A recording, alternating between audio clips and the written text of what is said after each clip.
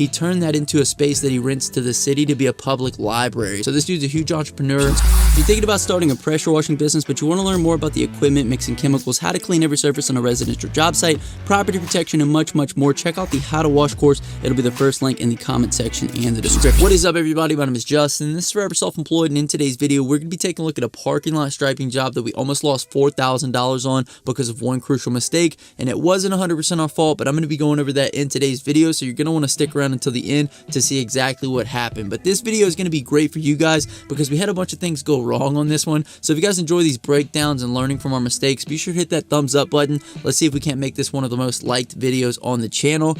This job came through on a Facebook ad. I've been telling you guys my Facebook ad strategy has been absolutely crushing with parking lot striping, and that's because it crushes with pretty much any niche service. So if you guys are interested in how I run ads to land $4,000 jobs like this one that you guys can be watching today, check out my Facebook ad strategy. It'll be the first link in the comment section and the description. But this job came through on Facebook. It was a little farther out than we typically travel, but when this guy came through, he said he needed his hotel parking lot striped and the front of the building washed for the grand opening of his restaurant. And anytime there's like a big job, we always, make a concerted effort to land it, especially when it's multiple thousands of dollars. If it was like a small house wash, we probably wouldn't travel outside of our area to take care of it. But I know what you guys are probably thinking. Justin, I've seen hotels, I've seen restaurants, and this doesn't look like either one of those, and you'd be correct. This guy actually purchased a building that used to be a bank. He cleared out the whole thing. The top floor was like a huge office area of the bank. It was very similar to like a giant loft, and he sectioned off 8 rooms and made it into a big Airbnb/hotel space. So the top floor was pretty much the hotel. He also built a restaurant and a bar on the first floor that he was going to be doing the grand opening for, and then the side of the building that used to be the main lobby of the bank and then the vault area, he turned that into a space that he rents to the city to be a public library. So this dude's a huge entrepreneur like us, and that's why whenever we came out to do the quote, we connected immediately. He gave us a tour, we walked through the job, we ultimately ended up landing it, obviously, because we're doing the job now. But this guy was on a time crunch because his restaurant had its grand opening in 2 weeks, and unfortunately for us, at this time, it was during the summer when it had been raining nonstop day after day after day. So we scheduled a day to wash the building between rains, but as you guys may or may not know, you can't paint on a wet surface, and when you do paint, it needs to remain dry for a pretty good amount of time or bad things will happen, which may or may not have happened at the end of this video. So we told him that we would do our absolute best, but we explained the situation and said that, we would do whatever we could to get it taken care of within the time frame that he needed it to be taken care of, but we wouldn't risk it because we didn't want the parking lot to be worse off than it was currently. So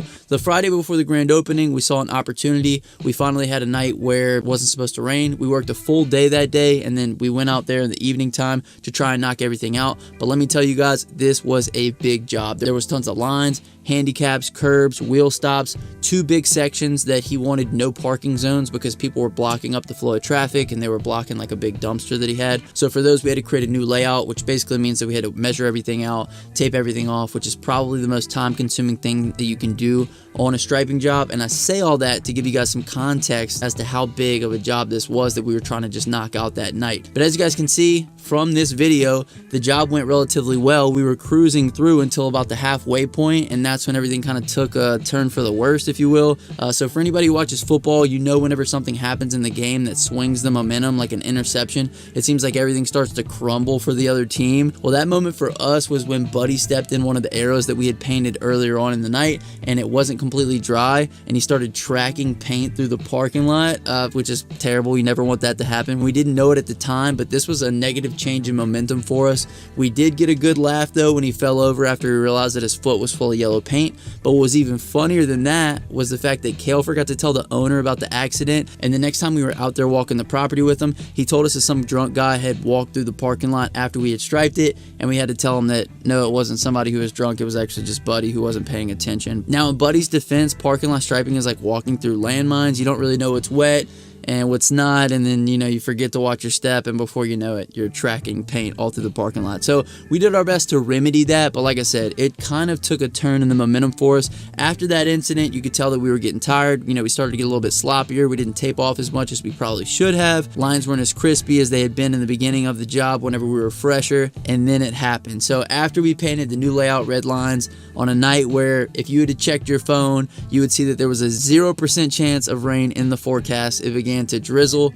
And it wasn't like a little drizzle that kind of just like goes away. It was a progressive drizzle that evolved into a shower that lasted about 8 minutes. And I kid you not, I looked up, it was a single cloud. It was like as if God had sent one cloud that night to rain on this parking lot, and it moved right over us, and it was just long enough to completely ruin the red lines on this new layout that we had just striped. The camera doesn't really do it justice, but if I was to compare it to anything, I would say it looked like a clown had a good cry, right? And we felt like clowns because it wasn't supposed to rain, so now we look like idiots, right? But we were freaking out, and unfortunately there was nothing that we could do about it that night because the ground was wet. We didn't know if it would rain again, so trying to fix it was pretty much out of the question, because if it did rain again, it would only make the situation worse.